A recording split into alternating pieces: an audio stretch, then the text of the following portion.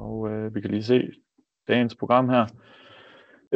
Starter lige med, at jeg har lavet en lille introduktion her, og så hopper vi ellers i gang med emnerne. Vi starter lige med lidt overblik over overgangen fra kluboffice til kampklar, og hvad forbindelsen er der. Og ellers går vi i gang med holdet. Det at være ny træner i kampklar, tilføje spillere og trænere, arbejde med spillergrupper og det at registrere fravær. Derefter så hopper vi over til kommunikation, hvor vi kigger på nogle welcome-mail, standardtekster, beskedindstillinger, beskedcenter og kommunikere med modstanderholdet. Men jeg vil lige starte med en lille præsentation af Christian og jeg. Jeg hedder Esben Damkilde. Jeg er kommunikation- og supportmedarbejder her i DBU IT, så jeg sidder med hele IT-klubpakken fra KlubOffice, Kampklar, Klub CMS, og melder ud til jer, når der er nye funktioner eller andre nødder, vi skal have styr på. Jeg sidder også med support, så det er ofte mig, I støder på Facebook, eller hvis I skriver til support@dbu.dk. Og så har vi Christian, som er IT-projektleder her i DBU IT, og han har ansvar for primært Kampklar, men også Øvelsesbanken, landsholdsdatabasen, DBU Talent og sågar skolepokalen.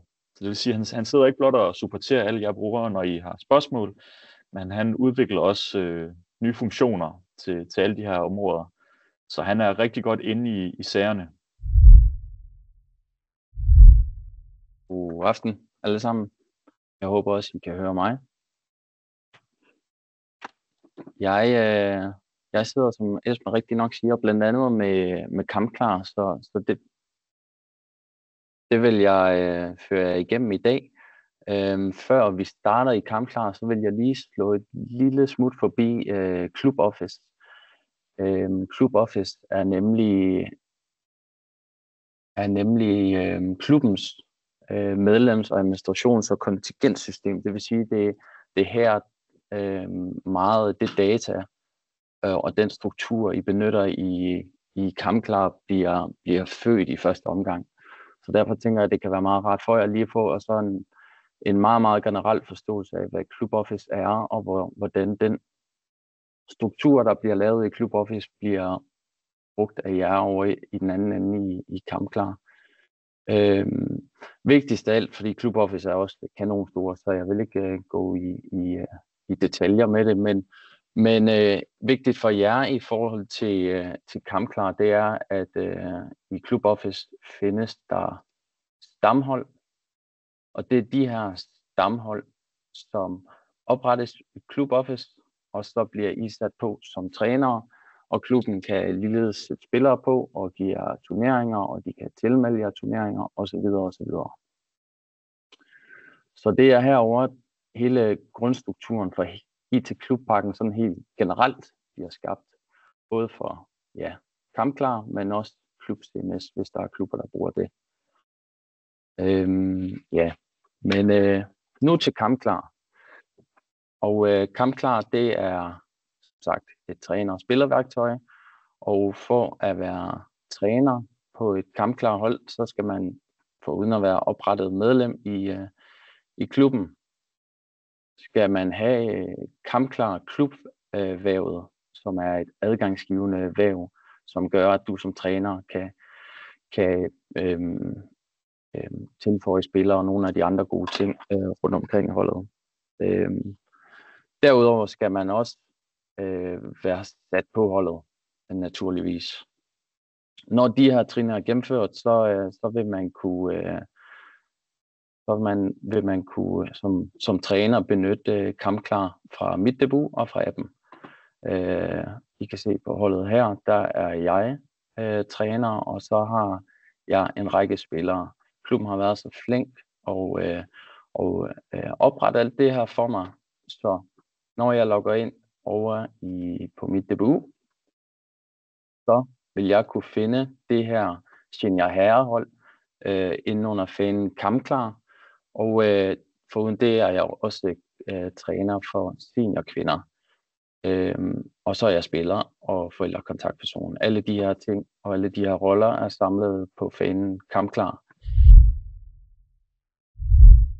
Vi vil i dag gennemgå holdet, og så vil vi gå kommunikation. Så jeg vil ind på senior herre holdet her, og nu må I holde på hatter og briller, fordi det bliver en ganske hurtig overflyvning til de vigtigste funktioner inden under holdet, så inden under spiller og træner og inden under kommunikation. Så hvis jeg vil ikke gå alt for meget i dybden med det, men sådan lige kernefunktionerne på de 2 områder. Og så vil vi gennemgå aktiviteter og nogle andre ting på torsdag. Men lad os komme i gang med det. Vigtigste af alt på et hold er at have en flok spillere. Så vi har holdoversigten her, og så ude i venstre side, der har vi fanen spillere. Og her har vi de spillere, som klubben har tilføjet over i kluboffice her. Skulle der i løbet af sæsonen, eller ved sæsonstart, komme en ny spiller til, og I har måske oplevet det her med, at der så er en spiller, der fortæller ud på banen, jamen jeg kan ikke se holdet, og jeg er indmeldt i klubben, hvordan kan det være? Så er det altså et værd at slå et smut forbi kampklar her, for at undersøge, om spilleren har ret i, at spilleren er tilføjet indmeldt i klubben, fordi så vil I nemlig have muligheden for at tilføje spilleren her i bunden af spillerfanen. Der er nogle forskellige filtre, man kan søge ned på.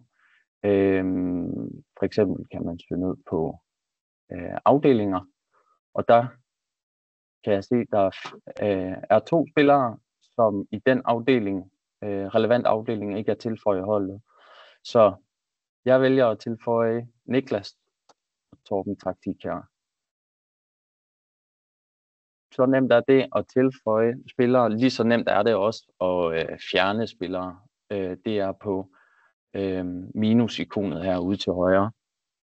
Foruden det, så kan I se, at der er en mulighed for at sætte rygnummer på. Der er mulighed for at trykke ind på spillerne. Og herinde på spillerne vil I kunne se nogle kontaktinformationer. I vil også have mulighed for at hjælpe lidt med at sende nogle login-informationer. Og så vil I også kunne oprette fravær på spillere. Så hvis I har en spiller, der af en eller anden grund er fraværende den næste måneds tid, det kunne være Anton anfører her, så har I mulighed for at oprette fravær på spilleren. Nu gør jeg det lige her på Anton. Han er skadet. Og I vil så i forbindelse med, at I opretter fravær, have mulighed for at også fjerne ham fra de aktiviteter, han er tilmeldt. Det er en ganske god funktion i forhold til at dels bruge det her data på aktivitetsstatistik senere hen, men også i forhold til at måske hjælpe spilleren med at ikke skulle ind og lave nogle statusmeldinger, I alligevel ved, hvis han alligevel er skadet her, ligesom Niklas er her. Vi går tilbage på spillerfanen. Og jeg bryder lige ind, Christian. Der er nemlig et spørgsmål. Nu siger du det her med, at man, hvis man er i klubben, så kan man findes på en eller anden måde ved at tilføje spillere. Men forsvinder man også automatisk fra holdet, hvis man bliver udmeldt?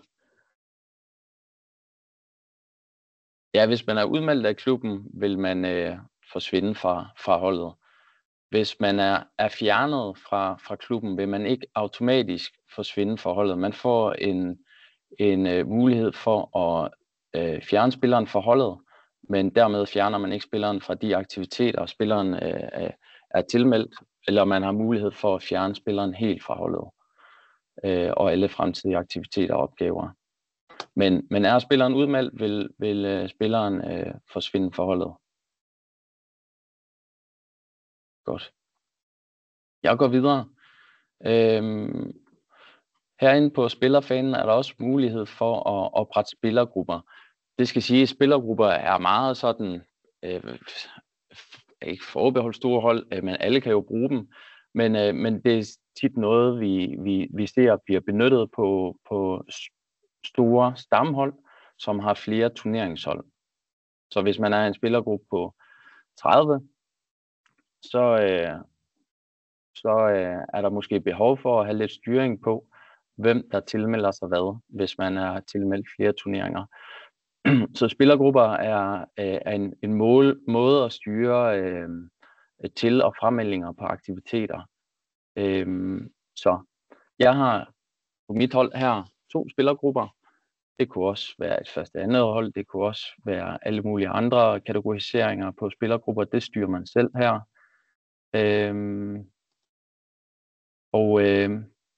Nu har jeg jo lige fået 2 spillere. Lad os sige, at jeg også har brug for et ny spillergruppe.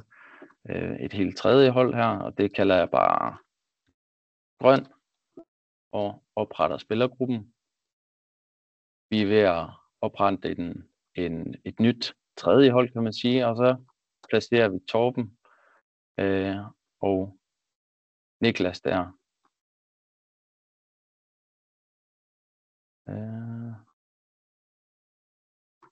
Det får den ikke helt fat i lige nu. Ja, det er ikke så godt, når det sker i live. Den er en eller anden. Der er et eller andet der er faldet af. Det beklager jeg meget. Jeg må vise det over i appen, så må jeg redde den derovre.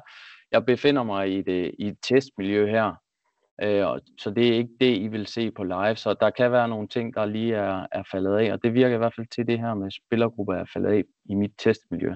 Men ellers vil det være på live, sådan at I vil kunne placere spillerne ud på de forskellige spillergrupper her. Så det vil være en måde at ligesom holde styr på et lidt større hold. Det kan også være, at I laver noget specifik træning til nogle positioner. Så det kan også være en måde at styre det på. Så ja, det er en måde at bruge spillergrupper på. Spillergrupper vil jo så kunne blive benyttet ude på aktiviteterne i forhold til at styre det. Ja. Mens vi er her på mit DBU, så vil jeg også lige vise, hvordan man, ligesom med spillere her, kan tilføje og fjerne trænere. Så jeg går ned på fanen trænerteam her, hvor man lige sådan har mulighed for at tilføje personer til trænerteamet. Vi havde lidt fat i den over her i Club Office, hvor klubben havde fået tilføjet mig. Men når klubben først har fået oprettet holdet, så har I faktisk langt hen ad vejen de samme muligheder, som findes over i Club Office. Det, der lige er forskellen, er, at Club Office har mulighed for at lave holdtilmeldinger til turneringer og stævner osv. Men nu er jeg godt i gang med mit stamhold her på mit debut, kampklar.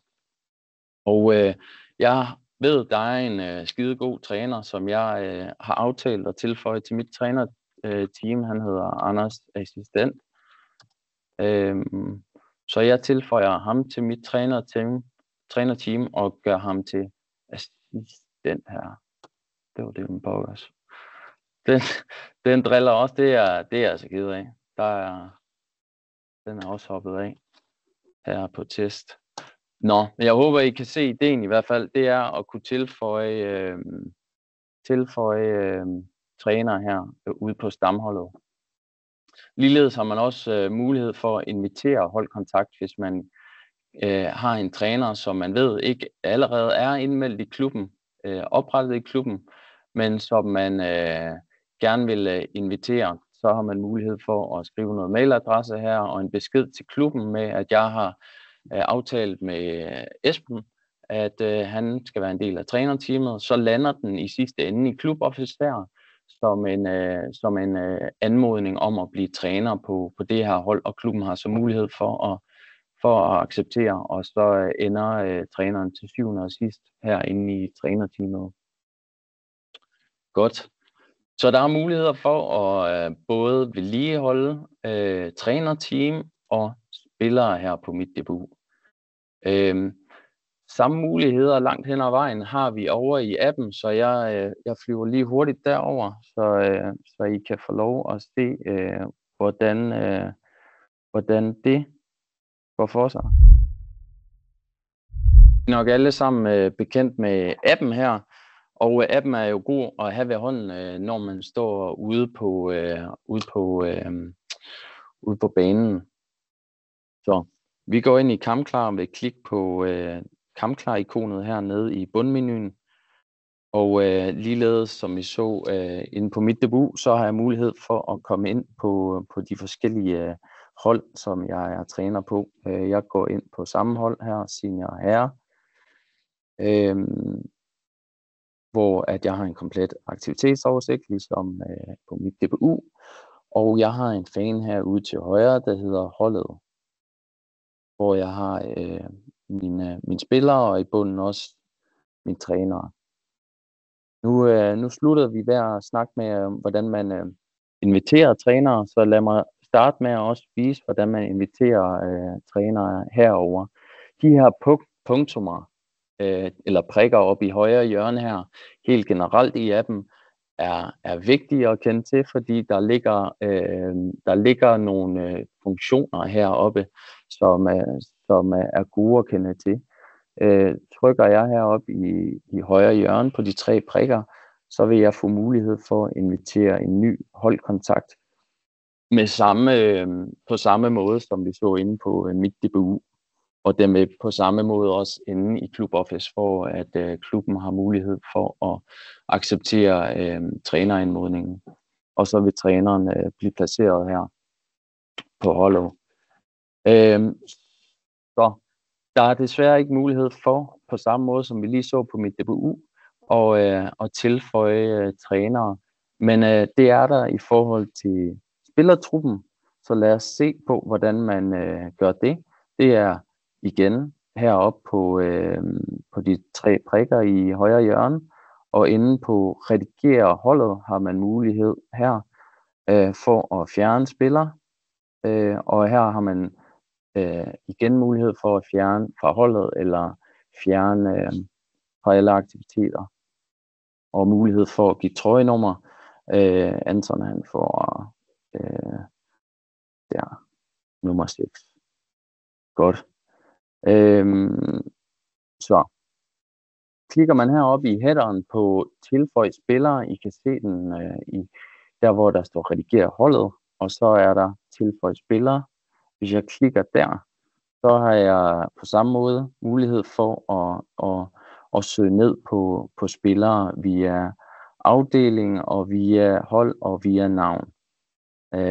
Så det foregår også på samme måde som vi tilføjede spillere på mit debut. Så ikke så meget anderledes der.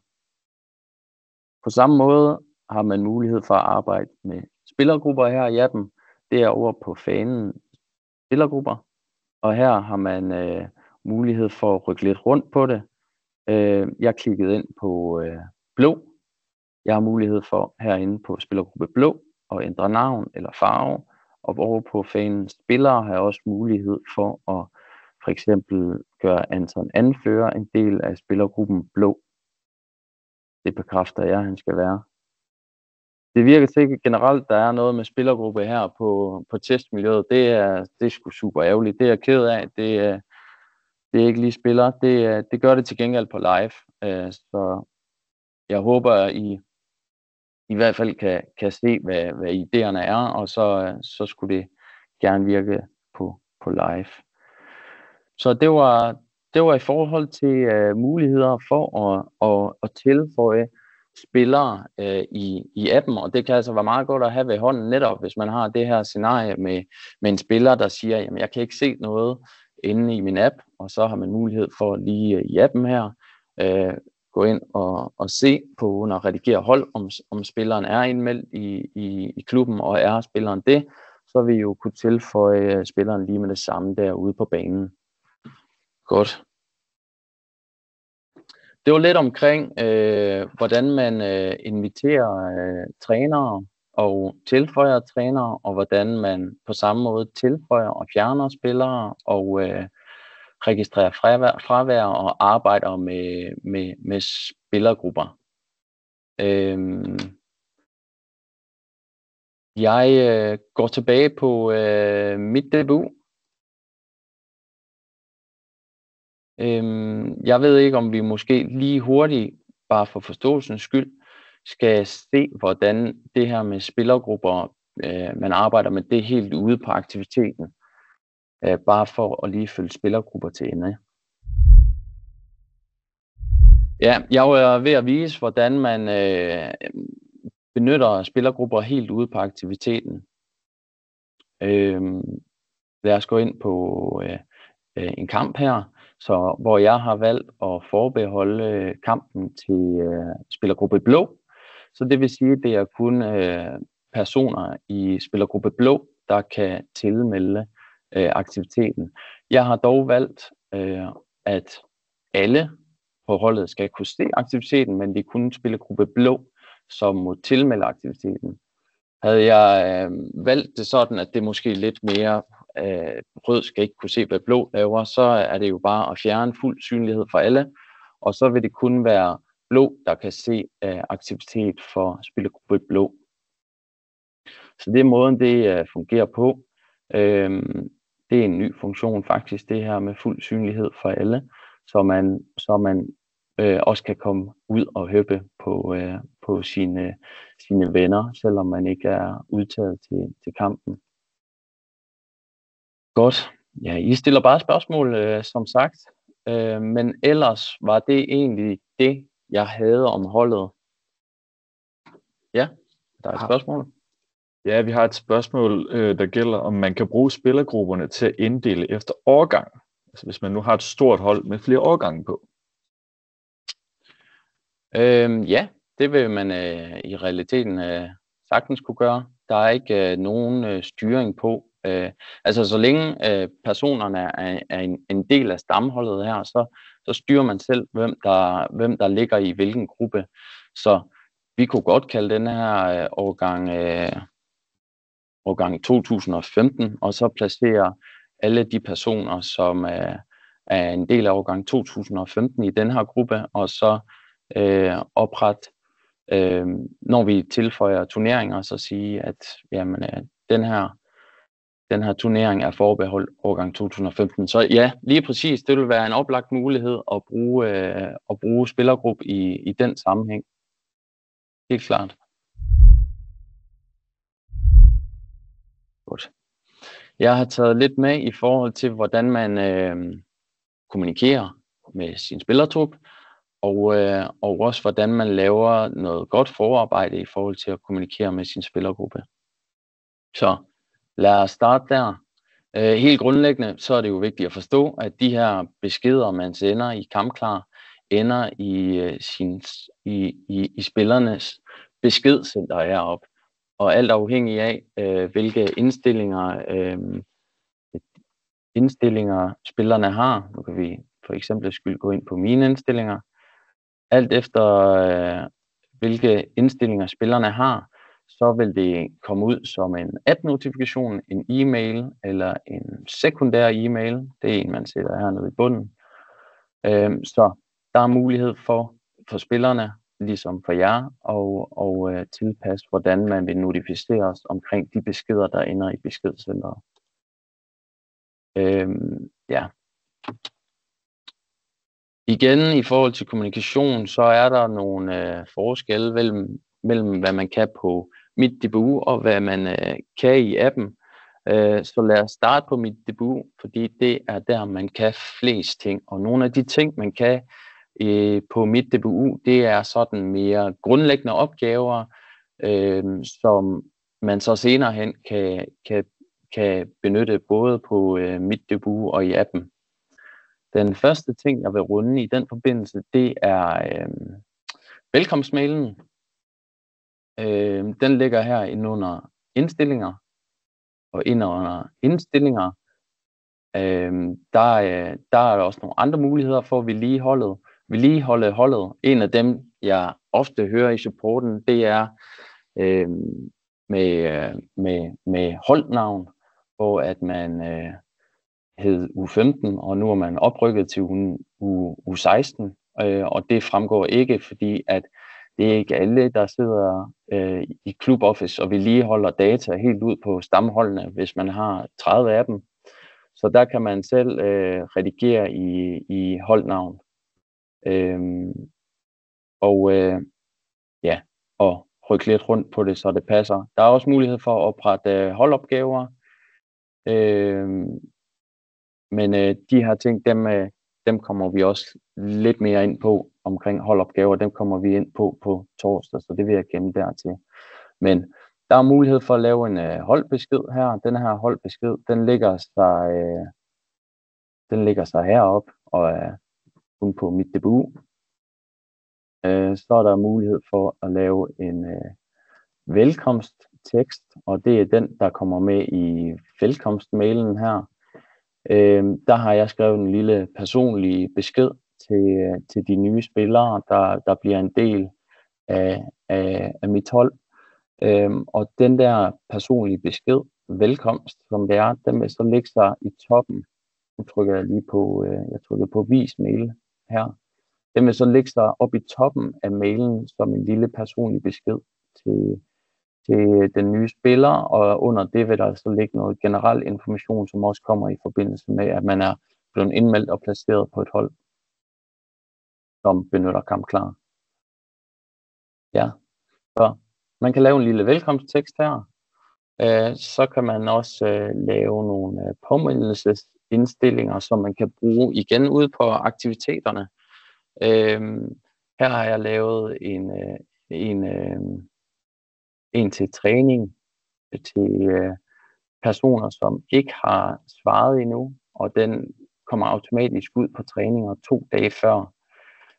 Så kommer der bare en lille husk og melde dig fra til træning, eller melde dig til træning, hvis den træning vel at mærke bruger manuel tilmelding. Så det vil være en måde at bruge det på. Påmindelsesindstillinger. Jeg ved ikke, om der er behov for at lige se, hvordan de her påmindelsesindstillinger så bliver brugt. Det vil så være en træning, hvor jeg så har mulighed for at bruge den her anvend påmindelsesindstillinger fra aktivitetstypen. Og de her påmindelsesindstillinger, der er sådan set ikke nogen sådan grænse for, hvor mange du kan lave. Der er masser af mulighed for at arbejde med det her. Der er masser af muligheder for at ramme de forskellige statuser. Så på kamp kunne det også være dem, der stadig står på udtaget, ikke bekræftet, at de lige skal skynde sig for at bekræfte, at de kommer. Så der er mange muligheder for at arbejde med det her. I skrivende stund er jeg i gang med at udvide den her funktion, så den også kan bruges i forbindelse med tilmeldingsfrist, som man sætter på aktiviteten. Så man kan sige, man kan kommer til at kunne lave en påmindelsesindstilling, der siger, om 2 dage, der udløber tilmeldingsfristen. Skynd dig for tilmeldt. Sådan noget der. Så der er gode muligheder for at arbejde med de her påmindelsesindstillinger, og får man lavet noget af det her grove arbejde, så kan det jo selvfølgelig hjælpe en lidt med at automatisere nogle processer omkring til- og fremmelding ude på aktiviteterne. Så igen, en funktion, der forbeholder sig mit debut, men som er også sådan en grundlæggende opgave, som er god at lave, og så kan man bruge det senere hen. På torsdag kommer vi også til at snakke lidt om aktivitetsskabeloner, fordi det er jo også alt det her med spillergrupper og påmindelsesindstillinger og holdopgaver osv. Det er jo også noget, der vil kunne blive brugt herude på aktivitetsskabeloner, som man jo bruger i forbindelse med, at man importerer nogle turneringer. Ja. Men når man så har fået lavet de her standardtekster, vil jeg også lige forbi med jer. Standardtekster, det er noget, man også kan lave som noget forberedende arbejde, som så bare er der. Jeg har lavet en standardtekst her til dem, der så er fremvalgt på min kampe. Det har jeg så lavet ved jeg har så kaldt den fravalg her. Og så har jeg så lavet en tekst hernede, hvor jeg så har skrevet til de spillere, som ikke er udtaget. De her standardtekster er ikke noget, der kører automatisk, ligesom påmindelsesindstillinger er det. De her standardtekster er nogen, du vil så kunne bruge inde på aktiviteterne under fanen kommunikation. Skal vi lige derind her. Hvor jeg så vil kunne bruge min Min fravalgsstandardtekst her, det vil jo så skulle være til dem, der så stadig står til rådighed eksempelvis, ikke? At de så vil få den her, dem vil jeg så sende ud en standardbesked i forhold til, at de bliver fravalgt, og de kan kontakte trænerteamet for mere information. Godt, så det er så, man bruger standardtekster, og påmindelsesindstillinger kører, som jeg var inde på, automatisk i forhold til, hvordan man har sat det op.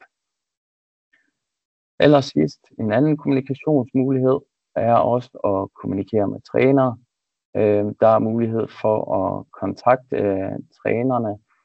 Her under kampinfo kan man se lidt mere information på dem, og så vil man så kunne kontakte modstandere, træner. Ja. Så jeg har fået vist jer, hvordan man laver noget arbejde i forhold til velkomstmail, i forhold til standardtekster og i forhold til påmindelsesindstillinger. Og så har jeg fået vist jer, hvordan man herunder kommunikation på aktiviteten bruger de her standardtekster til at kommunikere ud til en bestemt gruppe spillere. Ja. Har man behov for at lave en mere generel besked, som ikke er specifik for en aktivitet, så vil man også bare kunne hoppe ind på fanen kommunikation her, og sende en mere generel besked, som så ikke er specifik til en aktivitet. Vi er inde i appen igen, hvor jeg vil vise jer nogle af de samme ting, som på mit debut. Igen er det, jeg starter med at gå herind på det relevante hold. Igen er det vigtigt at kende til de her funktioner, der ligger op på de 3 prikker i højre hjørne. Vi sluttede med at snakke om en mere generel besked ud til spillerne på holdet, og det har man heroppe på de 3 prikker i højre hjørne mulighed for at gøre her også. Så man har mulighed for at sende en generel besked ud til sine spillere her. Kan man så fravælge ved at klikke her, kan man fravælge de forskellige målgrupper. Så skal det kun være spillere, så er det så spillere, der er markeret her. Jeg vil også have mulighed for at komme helt ned og kommunikere ud til en specifik målgruppe her. Grøn havde jeg jo selvfølgelig ikke, det var den nye der. Men lad os kommunikere ud til rød her. Og jeg vælger alle, og så har jeg så valgt en modtagergruppe, og har mulighed for at skrive lidt besked her og sende ud. Ja, så man har mulighed på samme måde for at lave en generel besked i appen ved at trykke på de 3 prikker oppe i højre hjørne for at lave en generel besked, som sagt.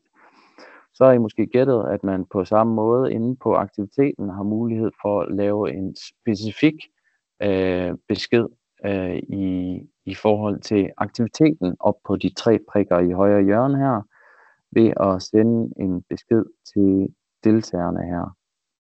Her har man mulighed for at på samme måde vælge målgruppe her, og herinde kommer de her standardtekster så også til at være mulige at arbejde med. Så jeg har min standardtekst fravalgt hernede på beskedskabelon, som jo er mulig at arbejde med inden under den specifikke aktivitet. Så de her standardtekster er stadig mulige at arbejde med i appen, hvor man på samme måde som for de generelle beskeder på holdet, trykker op på de 3 prikker her inde på selve aktiviteten, og så har man mulighed for at kommunikere ud omkring aktiviteten.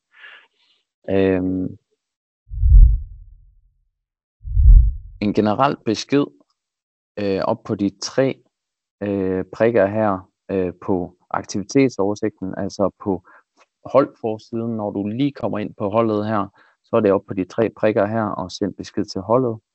Og for en besked, som er specifik for en aktivitet, så er det ind på aktiviteten, op på de 3 prikker i højre hjørne og send besked til deltagerne. Og det er så inde på aktiviteten, man har mulighed for at bruge de her standardbeskeder, som vi fik oprettet i Mit DBU til at starte med. Ja. Så er der også på samme måde som i appen mulighed for at kommunikere ud til, eller få nogle informationer på modstandernes trænerteam. Det er inde på fanen aktivitet her. Nede i bunden, så er der nogle gode genveje helt generelt, som man bruger at kunne. Og i bunden ligger så nogle kontaktinformationer på modstanderen, som hvor man så kan trykke ind og få nogle informationer, og man kan skrive en mail, eller skrive en sms, eller ringe. Så der er lige sådan muligheder for at kommunikere ud til modstandertrænerne her i appen.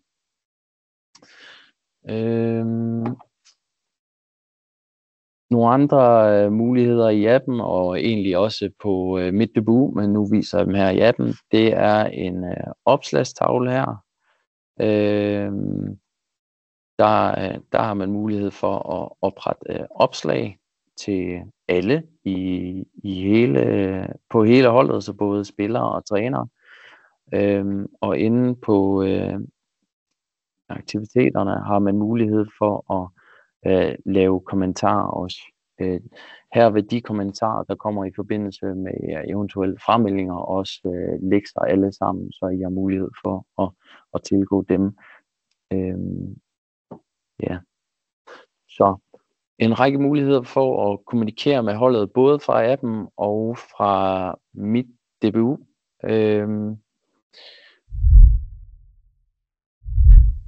Så har vi mulighed her for at gå ind på opslagstavle på Mit DBU også, og her har man så ligeledes mulighed for at oprette opslag eller skrive på nuværende opslag. Og på samme måde har man under aktiviteten en kommentarfane, hvor at de her fremmeldinger vil lægge sig, hvis de skriver noget i forbindelse med fremmelding, og hvor man også bare har mulighed for at skrive noget til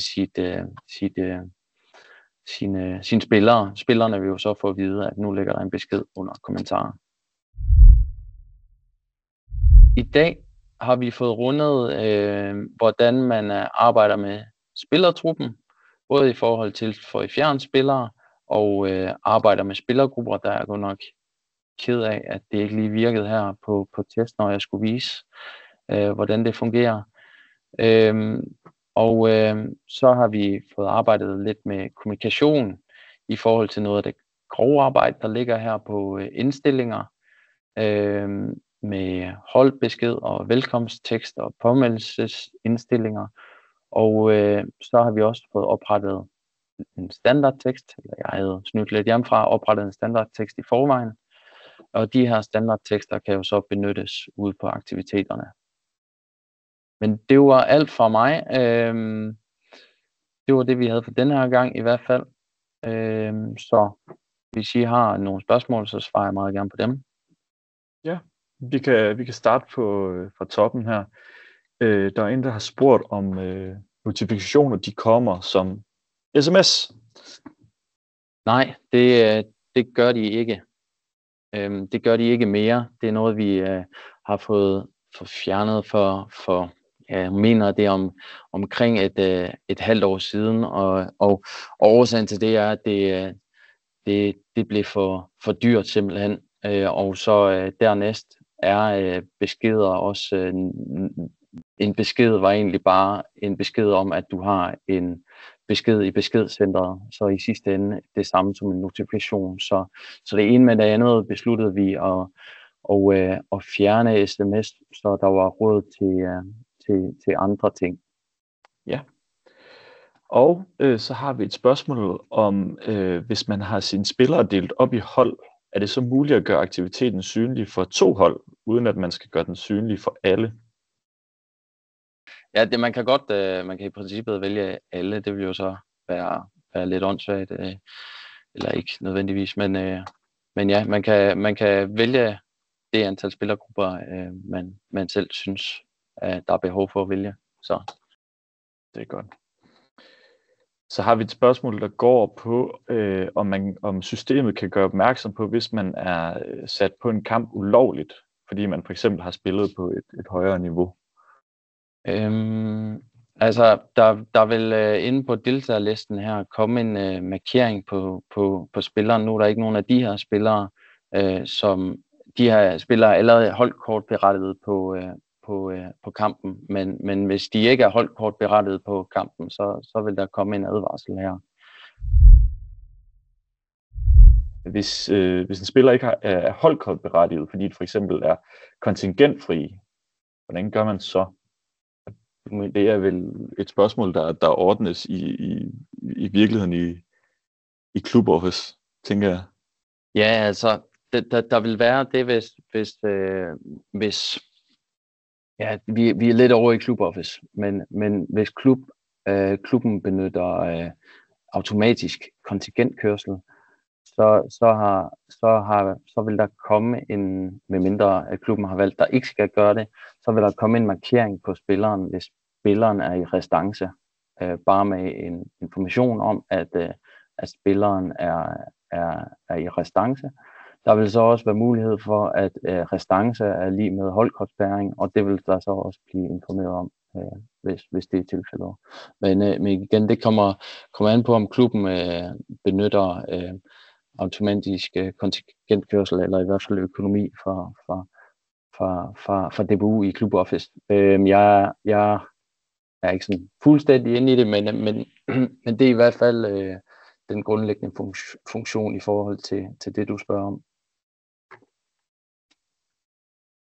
I mellemtiden kan jeg måske lige opfordre til, hvis man har mere specifikke spørgsmål i forhold til ens egen situation, eller holdsituation, eller hvad det kunne være, og skrive ind på support@dbu.dk, hvis der er nogle besværligheder I døjer med, eller hvad det kunne være, så skriv ind på support@dbu.dk.